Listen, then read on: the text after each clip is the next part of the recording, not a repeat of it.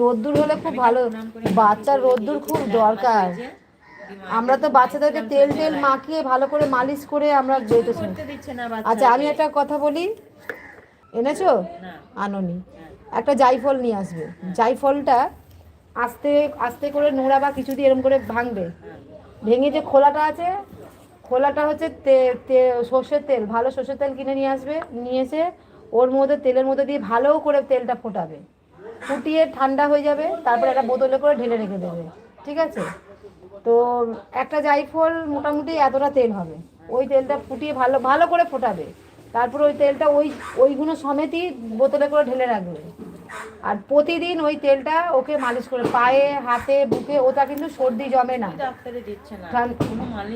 আমাদেরকেও অনেক কিছু বারণ করেছিল, কিন্তু আমার ছেলেকে পুরো না, ছেলেকে পুরো তেল মাখিয়ে পরিষ্কার করে। আর মাসি পিসি হলে 7 দিনের মধ্যেই স্নান করিয়েছি, আর গায়ে জল এই যে এই যে এ আছে, ছোট ছোট ছোট ছোট দানা দানা দেখা যায়, ওটা হচ্ছে মাসি মাসি পিসি হয়। তখন ওই মাসি পিসির জামা কাপড়ে একটুখানি শোয়াতে হয়, বলে শোয়ালে ঠিক হয়ে যায় না, হয় হয় অনেক সময়। তো এবারে তেল মাখালে অনেক সময় একটু হয়তো র্যাশ বেরোয়।